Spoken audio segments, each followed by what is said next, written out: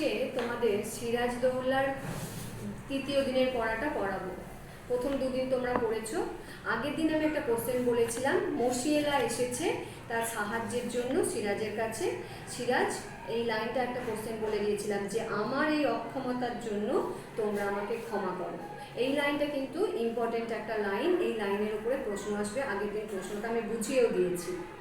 এবার দেখো, এখানটা আমাদের শুরু হবে রাজবল্লভের কথা দিয়ে। একটা সময় রাজবল্লভ যখন মসিয়েলার কথা শুরু করছে, তখন রাজবল্লভ কিছু একটা বলতে যাচ্ছিল। তখন সিরাজ তাকে থামিয়ে দিয়েছিলেন হাত তুলে, যে দাঁড়ান রাজা, পরে বলবই। এবারে সিরাজ রাজবল্লভের দিকে তাকিয়ে বলছেন, আপনি যেন কি বলবার জন্য ব্যাকুল হয়ে উঠেছিলেন রাজা। তখন রাজবল্লভ বলছেন, এখন সে কথা নিরর্থক।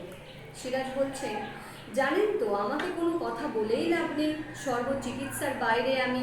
তার মানে কি, সিরাজ নিজেকে বলেছে যে কোনটা ন্যায় কোনটা অন্যায় আমি বুঝেই করছি, তাই তোমরা যতই আমাকে বলো তোমাদের বলে কোনো লাভ হবে না। রাজবল্লভ বলছে, ওয়াটস সাহেবকে ওরকম করে বিদায় না দিলেও চলতো। সিরাজ বলছেন, ওয়াটস, ক্লাইভ, ওয়াটসন, কোম্পানির কথা থাক, ইংরেজ, ফরাসি, পর্তুগিজ প্রসঙ্গ পরিহার করুন, নিজেদের কথা বলুন রাজা, নিজেদের কথা ভাবুন। তাহলে কি বলছে? বলছে এখন এই যে ওয়াটসন, ওয়াটস, পর্তুগিজ, ফরাসি, এই সমস্ত কিছু পরিহার করে দিন। এখন আমরা যে সময়ে দাঁড়িয়ে আছি, এখন আমরা নিজেদের কথা ভাববো, নিজেদের বাংলার কথা ভাববো, কারণ বাংলার এখন বড় বিপদ।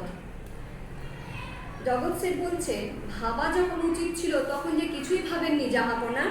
সিরাজ বলছে, সে অপরাধ কি বারবার আমি স্বীকার করিনি? আপনাদের সকল অভিযোগ অবনত মস্তকে আমি গ্রহণ করেছি। কখনো কোনো কটূক্তির প্রতিবাদ করেছি? আপনাদের স্পর্ধা নিয়ে কখনো প্রশ্ন তুলিনি। আপনারা সারা দেশে আমার দুর্নাম রটিয়েছেন, আমার নামে ষড়যন্ত্র করেছেন, আত্মীয় স্বজনদের আমার বিরুদ্ধে বিষিয়ে দিয়েছেন। কত নিচু করতে চান আপনারা আমাকে? বলছে আপনাদের তো আমি কিচ্ছু বলিনি, আপনারা তো আমার বিরোধিতা করেই যাচ্ছেন। কি করেছেন? আমার বিরুদ্ধে ষড়যন্ত্র করেছেন, আমার আত্মীয় স্বজনদের আমার বিরুদ্ধে বিষিয়ে দিয়েছেন, কিন্তু আমি তো আপনাদেরকে কোনো কিছু বলিনি। জগৎ শেঠ বলছেন, আপনাকে হেয় প্রতিপন্ন করে আমাদের কী লাভ? সিরাজ বলছেন, স্বার্থ সিদ্ধি। স্বার্থের সন্ধানে আমরা যদি নিযুক্ত থাকতাম, বলুন তাহলে বাংলার সিংহাসনে এতদিনে অন্য নবাব বসতেন। তার মানে কত বড় কথা বলছে, দেখ, নবাবের মুখের ওপরে বলছে যে আমরা যদি সেরকম না হতাম তাহলে এই আপনার পরিবর্তে অন্য নবাবকে আমরা বসাতাম। জগৎ শেঠ বলছেন, আপনার উপদ্রবই আমাদের মনে সাহস এনে দিয়েছে। সিরাজ বলছেন, আমার উপদ্রব নয় শেঠজি, আমার সহিষ্ণুতা। বলছে, আমি যে তোমাদের সহ্য করছি, তোমাদের সমস্ত রকম অন্যায়কে মেনে নিচ্ছি মুখ বুঝে, কোনো রকম কটূক্তি করছি না, তার কারণেই তোমরা এত বেড়ে উঠেছো। আমার সহানুভূতি, আমার সহিষ্ণুতা, এইগুলো তোমাদেরকে বাড়িয়ে তুলেছে। এবারে মির্জাফর আসছে, দেখ, জাহাপনা, মানি লোকের মানহানি করে আপনি আমাদের সকলেরই অপমান করছেন।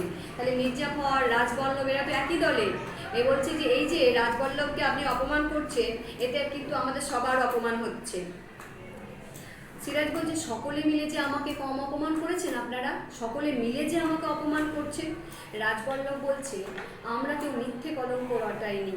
সিরাজ বলছেন, সত্যাশ্রয়ী রাজা, বলুন সিংহাসনে আরোহণ করবার পরে এই 1 বছরের মধ্যে কি অনাচার আমি করেছি? রাজবল্লভ বলছেন, আপনার দৈনন্দিন জীবনযাপন প্রণালী আমাদের কণ্ঠস্থ থাকবার কথা নয়।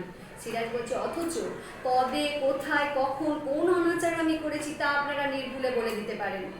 রাজবল্লভ বলছে, পারি, কারণ পাপ কখনো চাপা থাকে না। একটা নবাবের সঙ্গে কথা বলবার ধরন দেখ, কতটা বেড়েছে এরা। সিরাজ বলছেন, পাপ যে চাপা থাকে না, হোসেন কুলি প্রাণ দিয়ে তা বুঝিয়ে দিয়ে গেছে। এখানে একটা চরিত্র আমরা পেয়েছি, হোসেন কুলি। হোসেন কুলি কিন্তু অন্যায় করেছিল, সিরাজের বিরোধিতা করেছিল, আর সিরাজ কিন্তু হোসেন কুলিকে ক্ষমা করেনি। হোসেন কুলিকে সিরাজ হত্যা করেছে। তাই জন্যই বলছে যে পাপ কখনো চাপা থাকে না, যেমন সেই জন্যই হোসেন কুলি মারা গেছে। তাই আপনারাও কিন্তু সাবধান। নিজের জীবন দিয়ে কি আপনারাও বুঝতে চান যে কি পাপ আপনারা করেছেন? শেঠজি বলছেন, জাফর আলী খাঁ, আপনাদের শ্রদ্ধেয় বন্ধুর মুখের দিকে একবার চেয়ে দেখুন। মির্জাফর বলছে, এই তরবারি স্পর্শ করে আমি শপথ করছি জাহাপনা, আপনি যদি মানি লোকের এইরূপ অপমান করেন তাহলে আপনার সপক্ষে কখনো অস্ত্র ধারণ করব না। মির্জাফর কিন্তু এই আমাদের বাংলার সিপাহসালার, সে কিন্তু যদি নির্দেশ না দেয়, সে এরকমই একটা পদে আছে, তাকে পদটা অবশ্যই সিরাজ নবাব দিয়েছেন, তো সে যদি না নির্দেশ দেয় তাহলে কিন্তু কোনো সৈন্য যুদ্ধ করবে না। সেই মানুষটা বলছে আপনি যদি এই মানুষগুলোকে অপমান করেন তাহলে আপনার পক্ষে আমি অস্ত্র ধরবো না, আপনার বিপক্ষে ধরবো। এবার সে মানুষটা কতটা শয়তান দেয়, বলছে মোহনলাল বলছেন, মোহনলাল আর মীর মদন আমি বলেছিলাম সিরাজের পক্ষের মানুষ, ভালো মানুষ। মোহনলাল বলছে আজ পর্যন্ত কদিন তা ধারণ করেছেন সিপাহসালার? বলছে আপনি যে বলছেন যে সিরাজের পক্ষে অস্ত্র ধরবেন না, আজ পর্যন্ত কদিন ধরেছেন? সবসময় তো বিরোধিতাই করে গেছেন। মির্জাফর বলছে পুণ্যের যুদ্ধে অপদার্থ শওকতকে হত্যা করে বুঝি এই স্পর্ধা তোমার হয়েছে মোহনলাল। তার মানে মোহনলাল এই শওকত জংকে হত্যা করেছিল। পুণ্যের যুদ্ধে মোহনলাল আর মীর মদন বিরাট বীরত্ব দেখিয়েছে, তবেই সিরাজ জিততে পেরেছে। কারণ এতগুলো মানুষ তো বিরোধিতা করছে, এতগুলো মানুষ তার বিরুদ্ধে ষড়যন্ত্র করছে। মীর মদন বলছে কোনো যুদ্ধে কৃতিত্ব না দেখিয়েও আমি জিজ্ঞাসা করছি, কলকাতা জয় করে পূর্ণিয়া বিজয় পর্যন্ত কবে সিপাহসালার নবাবকে সাহায্য করেছেন? মির্জাফর বলছেন জাহাপনা নিচের এই স্পর্ধা, বলছে যে জাহাপনা এই যে আমাদের মতো মানি লোকদের অসম্মান করছে এই আমার নিচের স্তরের কর্মচারীরা। তখন মোহনলাল বলছে নিচ পদস্থ কর্মচারীদের উচ্চ পদস্থ কর্মচারীদের কাজের সমালোচনা করা উচিত নয়। এ কথা যেমন আপনাদের সবসময় মনে থাকে, তেমন এ কথাও কি মনে রাখা উচিত নয় যে নবাবের কাজের সমালোচনা করাটা শোভন নয়? তাহলে কি বলছে?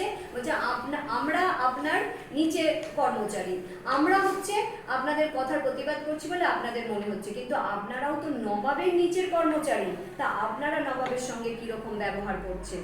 আপনাদের কি সেটা করা উচিত? সেটা তো করা উচিত নয়। মীর মদন বলছেন এ রাজ্যের সকল প্রধান সেনাপতি আমির ওমরাহ রইস রাজা মনে করেছেন নবাব একেবারে অসহায়, সিংহাসন রক্ষা তো নয়ই, আত্মরক্ষার শক্তিও তার নেই।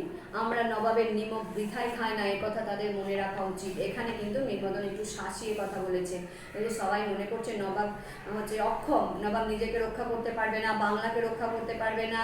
তার জন্য বলে রাখি যে নবাবের হয়ে আমরা দুজনই একা 100 হয়ে যাব, আমরা নবাবকে বাঁচাবো, আমরা নবাবকে রক্ষা করব। মির্জাফর বলছেন এইসব অর্বাচীনকে দিয়ে যখন নবাবের কাজ চলবে তখন চলুন রাজা রাজবল্লভ, চলুন শেঠজি, চলুন দুর্লভ রায়, এই দরবার আমরা ত্যাগ করি। নবাব থাকুন তার কর্মক্ষম শক্তিমান পরম বিচক্ষণ মন্ত্রী আর সেনাপতিদের নিয়ে। গোলাম হোসেন, মোহনলাল, মীর মদন যখন রয়েছে তখন আর ভাবনা কি, চলুন। তার মানে এবার দল পাকিয়ে বলছে আমরা সবাই চলে যাই, চলো। ওই যে মীর মদন, মোহনলাল, হোসেন কুলি, গোলাম হোসেন, এরা সবাই যখন রয়েছে আমরা যাই চলে। তখন সিরাজ বলছে দাঁড়ান, দরবার ত্যাগ করতে হলে যে নবাবের অনুমতি নিতে হয় সে কথাও কি আপনাদের মনে করিয়ে দিতে হবে? আমি যে নবাব, আমার অনুমতি ছাড়া তোমরা যাচ্ছ কি করে বাইরে? মির্জাফর বলছেন দরবার ত্যাগ করতে আমরা বাধ্য হচ্ছি জাহাপানা। সিরাজ বলছেন বাধ্য হয়ে দরবার তখন ত্যাগ করতে হবে যখন আপনাদের বন্দি করা হবে। মুন্সিজি সিপাহসালার কাছে ওয়ার্স যে পত্র লিখেছেন সেই পত্র দেখাও। তার মানে এই মির্জাফরের কাছেও কিন্তু চিঠি চালাচালি হয়েছে, মির্জাফরও কিন্তু একদম চিঠি দিয়ে মানে মির্জাফরকে চিঠিটা দিয়েছে, মির্জাফরের হাতে এসে পৌঁছায়নি, সিরাজের হাতে পৌঁছে গেছে, নাহলে আরও একটা ঘটনা হয়তো ঘটে যেত। মির্জাফর বলছেন আমার কাছে ওয়ার্স পত্র লিখেছিলেন, তার মানে তিনি জানতেন না, মির্জাফরের হাতে এসে পৌঁছায়নি তো। সিরাজ বলছেন হ্যাঁ, নবাবের সিপাহসালার খোঁজা পিতৃর মারফত ওয়ার্স এই পত্রখানি আপনারই উদ্দেশ্যে পাঠিয়েছিল, কিন্তু আপনার দুর্ভাগ্যবশত আমাদের হস্তগত হয়েছে, দেখতে চান? মির্জাফর বলছেন নবাবের অনুগ্রহ। সিরাজ বলছেন সভাসদদের শুনিয়ে দেব? তখন বলছে পত্রের বিষয় তো আমি অবগত নই জাহাপানা, আপনি যেটা ভালো বুঝবেন। তখন সিরাজ বলছে সবাইকে শুনিয়ে আপনাকে আর লজ্জা দেব না, কেননা আপনি আমার সিপাহসালার, পত্রখানা আপনাকেও দেখতে দেব না। কারণ কি, যদি সেই পত্রটা আপনাকে দেখায় তাহলে কি সেই উদ্দেশ্যটা সফল হয়ে যাবে, যেটা ওয়ার্স চেয়েছে আমার বিরুদ্ধে কাজটা করতে, সেই কাজটা কি হয়ে যাবে, তুমি করে ফেলবে। মির্জাফর বলছেন জাহাপনা তাহলে কি করবেন স্থির করেছেন? সিরাজ বলছেন রাজদ্রোহে লিপ্ত প্রজা সম্বন্ধে কি ব্যবস্থা করা উচিত বলে মনে করো?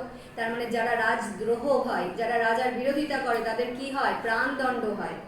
রাজা রাজবল্লভ কি বলেন, আপনি কি বলেন? যারা রাজার বিরোধিতা করে তাদেরকে কি শাস্তি দেব বলুন, আপনি বলুন। রাজবল্লভ বলছে আমারও কি কোনো গোপন চিঠি জাহাপনা আবিষ্কার করেছে? সিরাজ বলছেন রাজা রাজবল্লভ কে আমরা চিনি, তিনি কাঁচা কাজ করেন না। জাফর আলী খাঁ, মীর জাফর বলছেন নবাব কি প্রকাশ্য দরবারই আমার বিচার করতে চান? আচ্ছা, এখানে একটা ইম্পর্টেন্ট লাইন আবার পাচ্ছি, পরের দিনকে ইম্পর্টেন্ট লাইনটা নিয়ে আলোচনা করব, শুধু লাইনটা একটু দাগ দিয়ে রাখো। আজ বিচারের দিন নয়, সৌহার্দ্য স্থাপনের দিন। আর একটা আছে, বাংলার এই দুর্দিনে আমাকে ত্যাগ করবেন না। এই পর্যন্ত আজকে থাক, পরের দিনকে এটা নিয়ে আলোচনা করব।